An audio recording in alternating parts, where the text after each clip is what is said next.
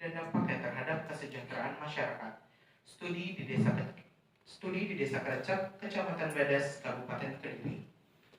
Adapun acara seminar proposal penelitian ini terbagi menjadi 5 sesi, yaitu sesi pertama pemaparan materi oleh calon peneliti, sesi kedua tanggapan, masukan atau pertanyaan dari rekan-rekan taruna, sesi ketiga adalah tanggapan, masukan atau pertanyaan dari Bapak Ibu dosen, sesi keempat adalah pembacaan berita acara seminar proposal penelitian, dan acara terakhir adalah penutupan. Kita masuk ke sesi pertama, yaitu pemaparan materi oleh calon peneliti. Kepada Saudari Grafiska Septinda Rahmadewi, saya persilakan. Baik, terima kasih kepada moderator. Assalamualaikum warahmatullahi wabarakatuh. Waalaikumsalam warahmatullahi wabarakatuh. Mohon izin Bapak Ibu serta rekan-rekan sekalian. Pada pagi hari ini, saya akan memaparkan seminar proposal penelitian saya yang berjudul Kolaborasi Lintas Sektor pada Kegiatan Penataan Akses untuk Budidaya Perikanan dan Peternakan dan Dampaknya Terhadap Kesejahteraan Masyarakat, Studi di Desa Kerecek, Kecamatan Badas, Kabupaten Kediri. Latar belakang pada penelitian ini mengacu pada Peraturan Presiden Nomor 62 Tahun 2023 tentang percepatan pelaksanaan program reforma agraria, yang mana dalamnya mengamanatkan untuk melaksanakan aset reform dan juga akses reform. Kemudian akses reform atau penataan akses merupakan pemberian kesempatan akses permodalan dalam rangka meningkatkan kesejahteraan yang berbasis pada pemanfaatan tanah. Kemudian konsep ini diwujudkan dalam pemberdayaan masyarakat. Pemberdayaan masyarakat merupakan proses pembangunan di mana masyarakat melakukan kegiatan sosial untuk memperbaiki situasi dan juga kondisi diri sendiri. Mengingat program ini merupakan bagian dari kebijakan strategis dalam rangka meningkatkan kesejahteraan masyarakat, mulai dari skala ekonomi, serta juga dapat mendorong inovasi kewirausahaan, yang mana dalam penelitian ini dilakukan melalui budidaya perikanan dan juga peternakan. Terdapat 4 rumusan masalah pada penelitian ini. Yang pertama yaitu bagaimana kolaborasi lintas sektor pada kegiatan penataan akses melalui budidaya perikanan dan juga peternakan. Yang kedua, apa kendala yang dihadapi dalam kolaborasi lintas sektor pada kegiatan penataan akses melalui budidaya perikanan dan juga peternakan. Yang ketiga, bagaimana solusi untuk mengatasi kendala yang dihadapi dalam kolaborasi lintas sektor pada kegiatan penataan akses melalui budidaya perikanan dan juga peternakan. Yang keempat, bagaimana dampak kolaborasi lintas sektor pada kegiatan penataan akses melalui budidaya perikanan dan juga peternakan terhadap kesejahteraan masyarakat. Adapun tujuan penelitian yang pertama yaitu mengetahui bentuk program penataan akses reforma agraria melalui budidaya perikanan dan juga peternakan yang dilakukan di Desa Kerecek.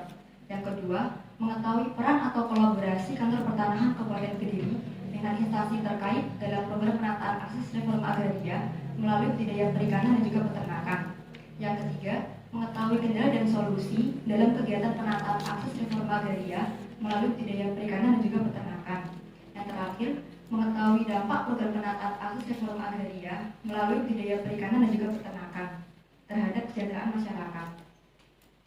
Berdasarkan penelitian terdahulu, tentunya di sini peneliti melakukan perbandingan dengan beberapa penelitian yang relevan, sehingga yang membedakan dengan penelitian saat ini hanya terkait dengan objek dan lokasi.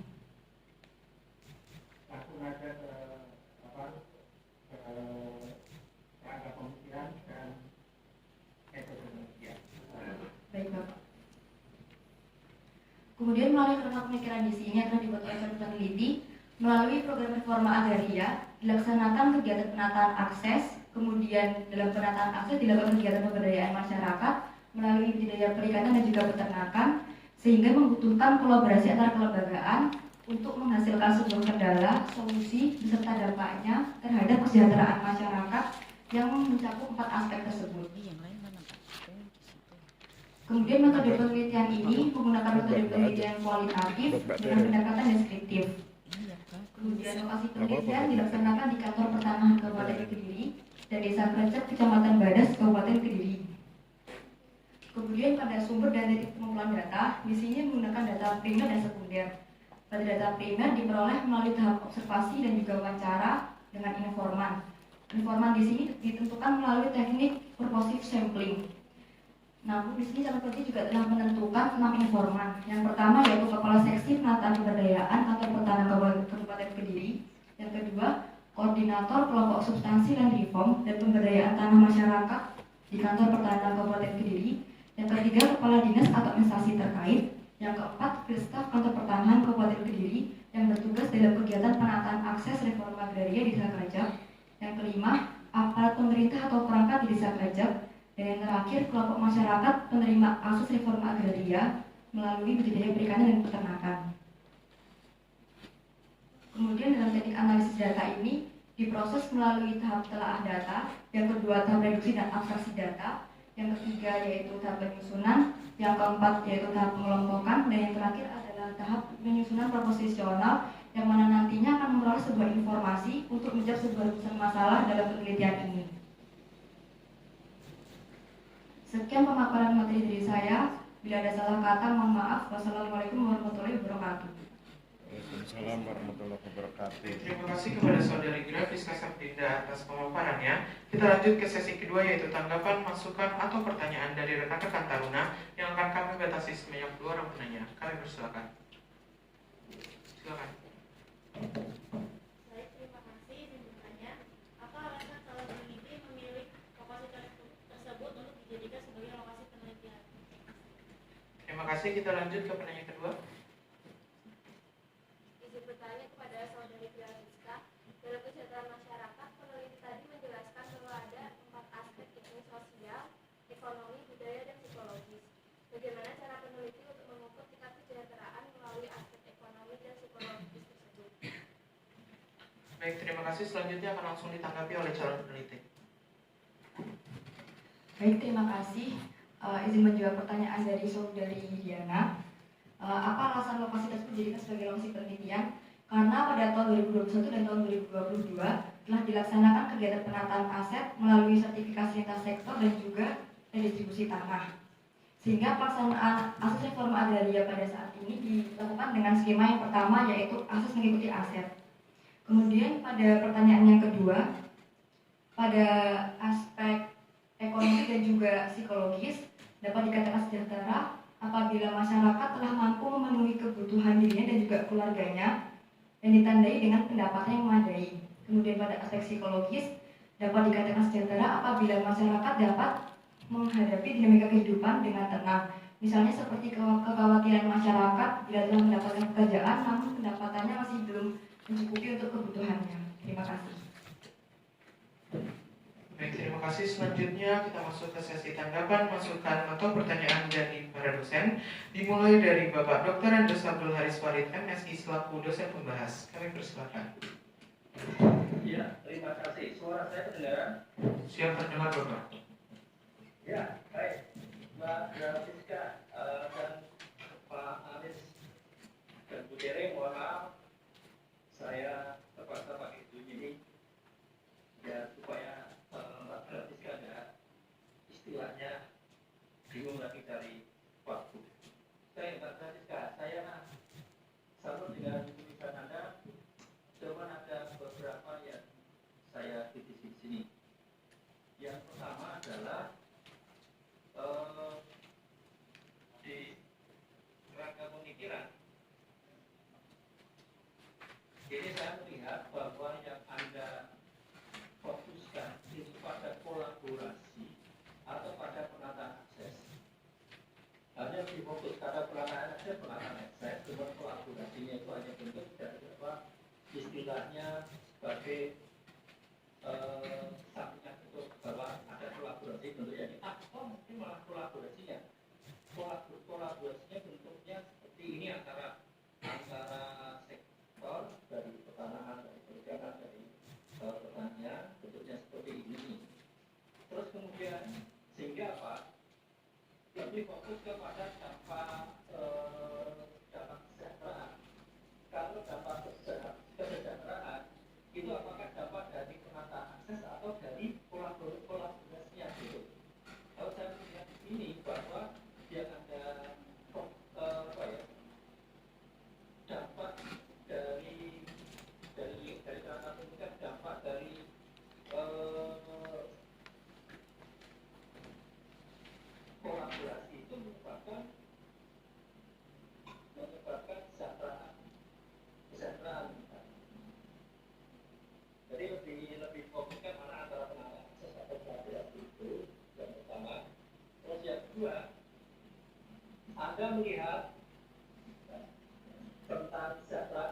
cukup dari satu sumber saja. Saya melihat hanya dari secara psikologis saja, yaitu masalah kepuasan. Padahal kepuasan itu harus di breakdown lagi dalam bentuk suatu namanya subindikator. Jadi apa kepuasan itu? Nah di sini Anda belum menyampaikan tentang kepuasan itu apa dan sebagainya. Terus dari psikologi, belum dari ekonomi. Nah ini saya ambilkan untuk melihat indikator kesejahteraan tidak hanya dari satu teori saja, yaitu dari psikologi saja. Nah itu saja dari komentar saya tentang penelitian Anda lakukan. Dan tentunya saya harapkan lebih fokus saja ke apakah penataannya yang diperdalam apakah bentuk kolaborasi sehingga tidak menjadi dua fokus tapi menjadi satu fokus. Itu aja. Silakan. Baik, terima kasih Bapak. Selanjutnya dilanjutkan oleh Ibu Teresia Supriyanti, Asesi TMT selaku dosen pembimbing departemen. Enggak, saya izin ya. Saya mau melanjutkan lagi kegiatan saya. Boleh ya? Ya, silakan Baik, Pak. siap Bapak. Terima kasih telah hadir pada seminar proposal draft diskusi Bina Ramadewi. Hati-hati di jalan Pak. Terima kasih. Ya. Ya, monggo. Ya, terima kasih.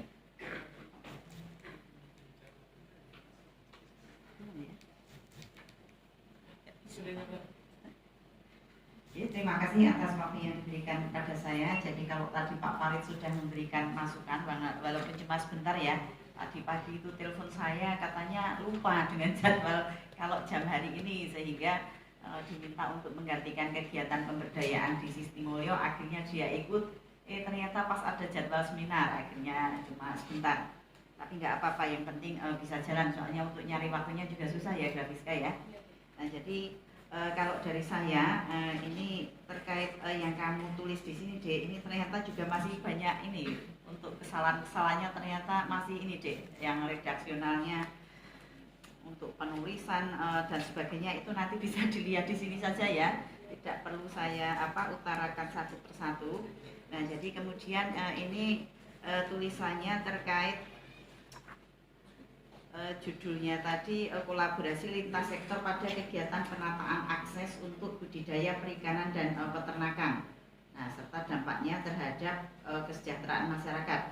Nah, jadi emang kegiatan reforma agraria ini kan diawali memang dari penataan aset dulu ya, penataan aset.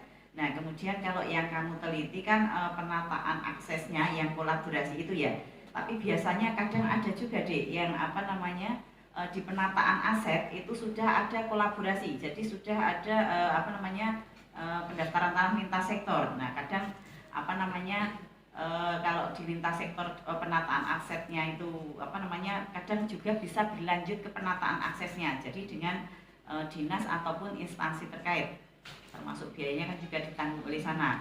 Bahkan kalau dulu terkait program RA yang penataan akses itu di Sukoharjo itu pernah saya melakukan penelitian di sana, itu juga ini Dek, ada pendampingan dari kantor pertanahan.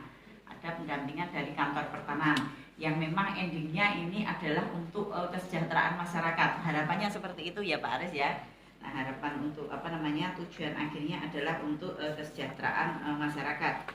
Nah, kemudian nanti tolong masih ya Dek ya, perlu diperdalam lagi ya Dek ya, perlu diperdalam lagi terkait nanti apa yang akan kamu gali nanti selama di lapangan ya, untuk wawancara dan sebagainya, serta untuk mengetahui menjawab rumusan masalah yang sudah kamu tuliskan.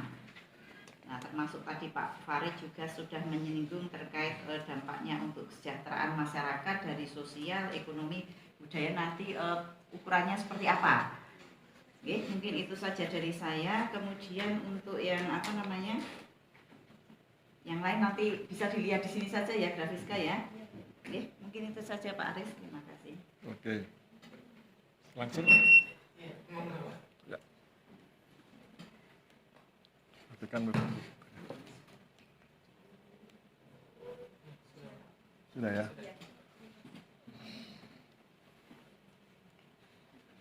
Oke, terima kasih Bu Tere, moderator.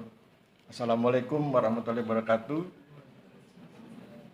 Salam sejahtera buat kita semua yang saya hormati Ibu Tere, Pak Farid, Mbak Grafiska. Saya tuh hari ini dapat 2 acara ya, satu dari Grafiska, satu dari Dinda. Kemudian saya pikir, oh yang mana yang saya pilih? Saya pilih Grafiska, yang Dinda saya abaikan. Kemudian yang berikut adalah hari ini saya ingin cerita tentang analisis hulu hilir ya. Ada sebagian ilmuwan yang mengatakan yang saya sampaikan nanti itu adalah analisis hulu hilir. Tapi ada juga sebagian ilmuwan yang mengatakan yang saya sampaikan adalah bingkai berpikir manajemen. Ya, apa itu? Kalau kita bicara tentang sesuatu, kita bicara tentang 4 hal. 4 hal mungkin ya. Pertama kita bicara tentang input. Yang kedua proses, yang ketiga output, yang keempat outcome. Maka kemudian dalam setiap diskusi yang saya sampaikan dengan para mahasiswa bimbingan saya selalu bilang judul Anda itu ketika dimasukkan ke dalam bingkai manajemen atau ke dalam analisis hulu hilir berada di mana. Misalnya ketika kita bicara kolaborasi. Kolaborasi itu ada di posisi mana? Oh, kolaborasi itu ada di posisi proses, yaitu ketika dilakukan proses penataan akses yang meliputi berbagai pihak, orang bilang multi pihak. Maka kemudian berarti kolaborasi ada di proses. Kemudian ketika berkolaborasi dalam rangka penataan akses, apa yang dialami? Oh, ada pengalaman kendala, dialami kendala. Kalau ada kendala terus apa solusinya? Oh, kemudian dirumuskan solusinya. Jadi kolaborasi itu berada di ranah proses. Bagaimana dengan dampak? Dampak itu berada di ranah outcome. Kemudian pertanyaan berikutnya, outputnya kalau gitu apa Pak Aris? Outputnya adalah pelaksanaan penataan akses. Inputnya apa? Inputnya adalah segala hal yang mendukung penataan akses. Apa itu? Bisa penataan aset, karena kan tadi seperti Mbak Grafiska bilang, penataan akses itu dilaksanakan di lokasi yang ada penataan aksesnya, gitu ya. Maka kemudian akhirnya kita bisa berhasil memetakan bahwa inputnya adalah penataan aset, dan berbagai hal yang terkait dengan penataan akses, dalam hal ini faktor-faktor pendukungnya. Kemudian prosesnya dilakukan melalui kolaborasi, outputnya berupa pelaksanaan penataan akses, kemudian outcome-nya berupa dampak. Dampaknya apa? Dampaknya tadi kalau saya lihat di bagian alirnya itu 4. Dampak ekonomi, dampak sosial, budaya, dan psikologis. Kenapa ini penting saya sampaikan? Untuk menjawab pertanyaan Pak Farid tadi. Kan Pak Farid bingung. Pak Farid itu bingung. Ini bicara tentang dampak penataan akses atau bicara tentang dampak kolaborasi.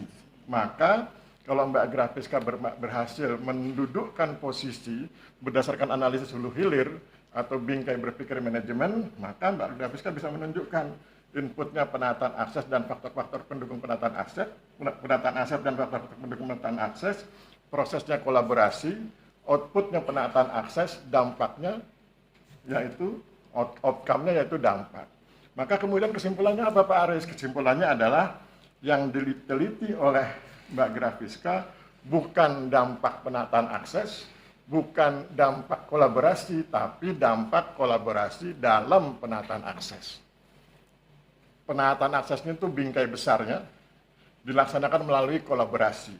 Jadi yang diteliti adalah dampak kolaborasi penataan akses, bukan hanya dampak kolaborasi dan bukan hanya dampak penataan akses. Karena kalau yang diteliti hanya dampak kolaborasi, kolaborasi apa? Bisa aja kolaborasi PTSL. Kalau yang diteliti hanya dampak penataan akses, bagaimana caranya dia menata akses? Kolaborasi atau non-kolaborasi? Maka penelitian ini sebetulnya membahas satu hal yang utuh, yaitu meneliti tentang dampak kolaborasi penataan akses. Kemudian tadi kan Pak Farid bicara tentang indikator.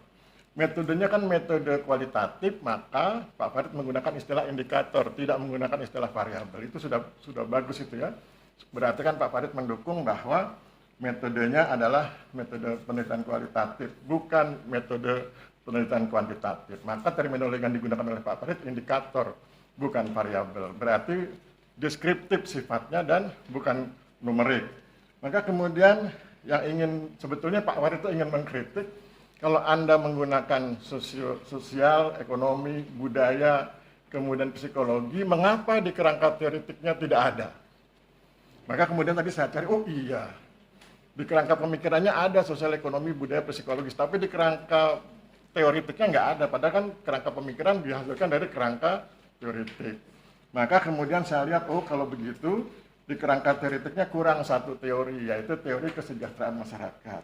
Maka tadi barusan saya WA Mbak Grafiska ya, bukan Mbak Dinda.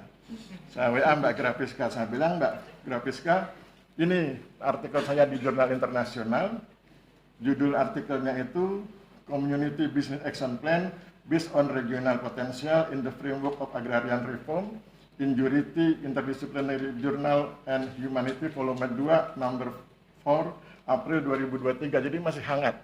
Kemudian di situ saya jelaskan juga bahwa di dalam artikel saya di jurnal internasional ini saya bahas tentang indikator kesejahteraan masyarakat.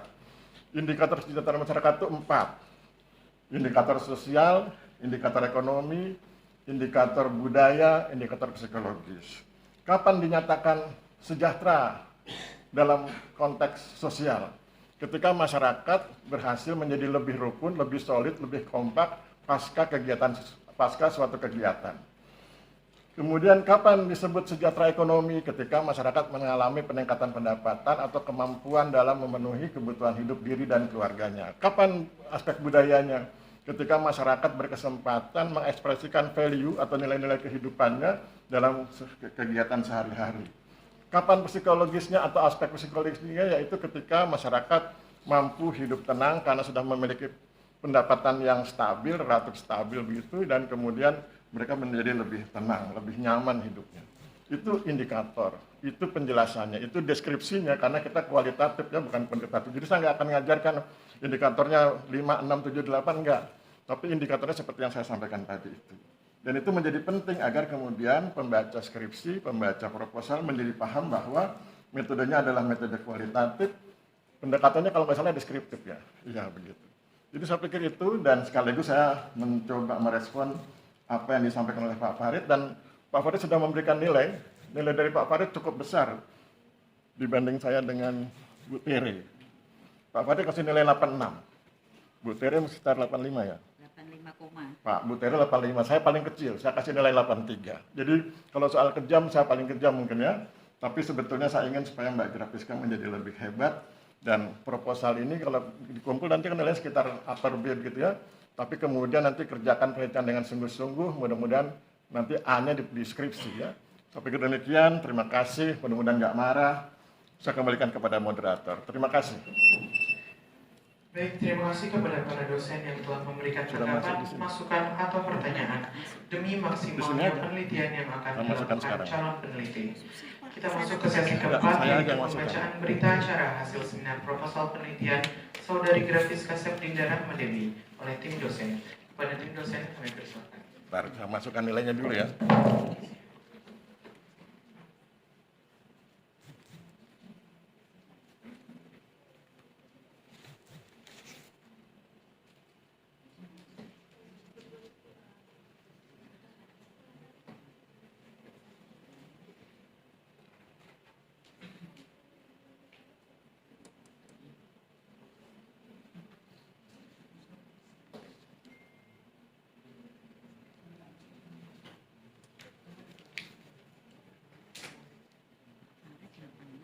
Uh-uh.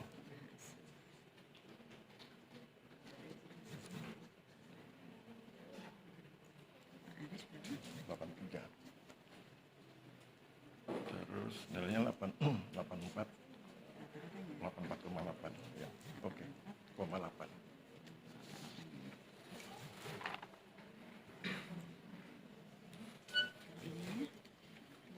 Nggak usah. Oke, saya sampaikan nilainya. Kamera saya arahkan ke Mbak Grafiska supaya saya lihat ekspresi wajahnya ya. Kan kalau ke saya nggak penting kamera itu, yang penting Mbak Grafiska. Kemudian sesudah tadi dari hati ke hati saya dengan Pak Farid, Bu Tere berdiskusi, maka kami kemudian memutuskan bahwa proposal ini bisa dilanjutkan menjadi penelitian, artinya diterima dengan perbaikan. Karena tadi tentu ada kritik dari Bu Tere dan Pak Farid, nanti diperbaiki saja sesuai kritikan beliau dan kemudian tambahkan teori yang saya sampaikan. Jadi diterima dengan perbaikan, kemudian kalau ingin tahu nilainya, biar nggak penasaran, saya sampaikan ya, nilai dari saya 83, nilai dari Bu Tere 85,4, dan yang paling tinggi nilai dari Pak Farid 86. Jadi nanti aplaus buat Pak Farid. Kemudian nilainya secara umum atau rata-rata itu 84,80, kalau dihurufkan menjadi upper B. Jadi ini modal besar agar kemudian nanti mudah-mudahan skripsinya bisa A. Kemudian kapan nilai ini berlaku, dikasih waktu 7 hari. Kalau dalam 7 hari proposal gagal diperbaiki, proposalnya kita seminarkan ulang ya. Jadi diperbaiki selama 7 hari. Kemudian dari tanggal berapa nanti Anda hitung ya. Kemudian diberikan waktu penelitiannya 1 bulan. Saya pikir demikian. Terima kasih. Saya kembalikan kepada moderator. Baiklah, dengan selesainya pembacaan berita acara hasil seminar proposal, maka selesai juga acara kita pada pagi hari ini. Saya selaku moderator mengucapkan terima kasih kepada Bapak dan Ibu dosen serta rekan-rekan sekalian yang telah hadir. Mohon maaf apabila ada salah kata maupun perbuatan. Kami tutup. Wassalamualaikum warahmatullahi wabarakatuh. Selamat pagi. Kami undang dengan hormat kepada Bapak dan Ibu dosen pembimbing untuk maju ke depan melakukan sesi foto bersama dengan calon peneliti sebagai kebutuhan pelengkap dokumentasi. Terima kasih. Siap. Ternyata kata Pak Eko, suaranya bagus, suaranya bagus. Untuk Pak. Yuk.